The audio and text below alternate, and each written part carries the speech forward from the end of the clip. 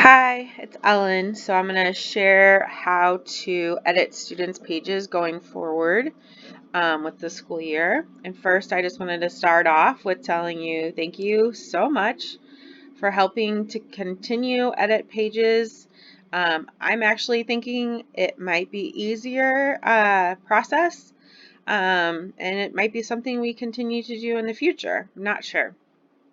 But the students will hopefully be sending you edits through email, and there should be an attachment that is a PDF that you will open. So just like this one here. This one has the title of the page, so it's Faith and Nun Buddies, and it even says edits. So this student would have emailed you, and then you should be able to open it to this screen.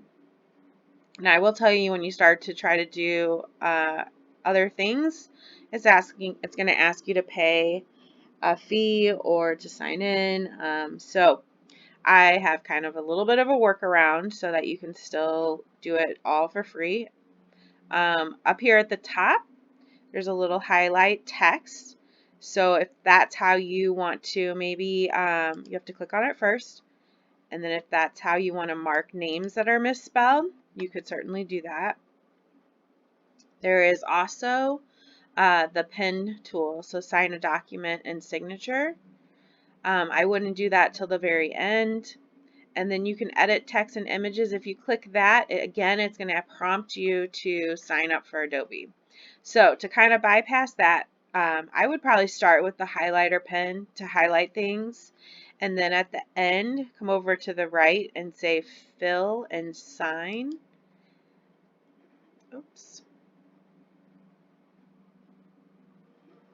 Go back here. That's not what I wanted to do. There we go. I said fill and sign was what I clicked. Sorry. That is what I wanted to do. Fill and sign.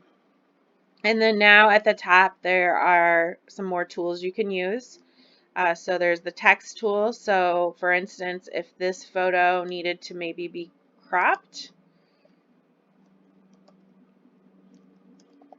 you could type that in. And then after you type that in, you can then move this to whichever photo you were talking about, but I would put it right next to that photo. Also, I noticed on her page specifically, she's starting to get really repetitive, down here. So taking time to smile, posing, getting ready to enjoy. So if there was just an overall comment that you wanted to leave, that could be a text box that you pull out, and it could be, awkward, or maybe you want to put reword, and then you can again move that. I guess you can also make it bigger. So if you really want that to stand out. The other thing you can do, and which I like to do for checking names to make sure that the names were spelled correctly, I like to just drop in a check mark over that student's name. That lets them know that, yeah, that's spelled right, but you definitely don't have to. You can certainly just highlight the misspelled names.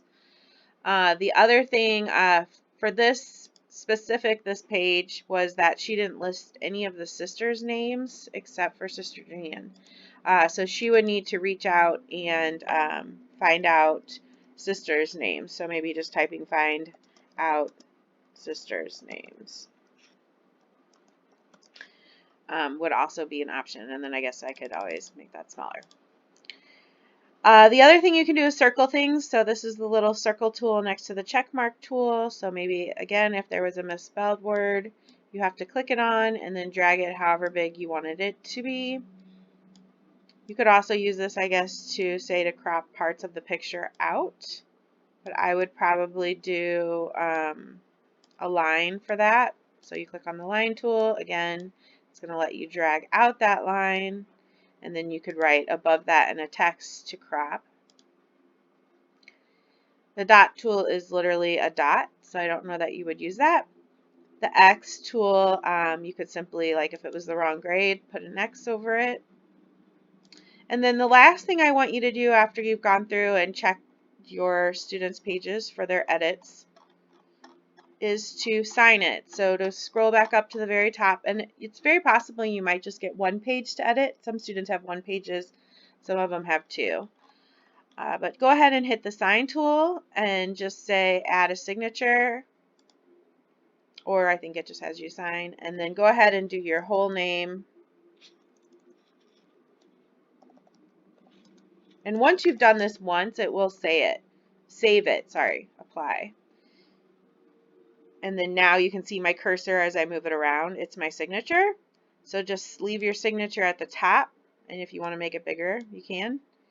And then now if you go up to sign something, it's already there. So you'll only have to do that once, and then it'll save your signature. Then the very last step you're going to do is to go to File, Save As. And I would save this, maybe say edits by, and then your name or your initials, and hit save into the folder you want to save it in. Unfortunately, you are going to have to do some saving just to get these back to the students. And then you'll open your email and you will email that student back your corrections. So I hope this isn't too tedious. I hope this actually might be a more streamlined way of doing the edits. And if you prefer paper, by all means print if you have access to a printer. But otherwise, I think this is the best way, because you could print and then take pictures and email that student back as well. But for the meantime, if you can just do it this way, I'd really appreciate it. And if you have any questions or need to reach out, please do. Thank you.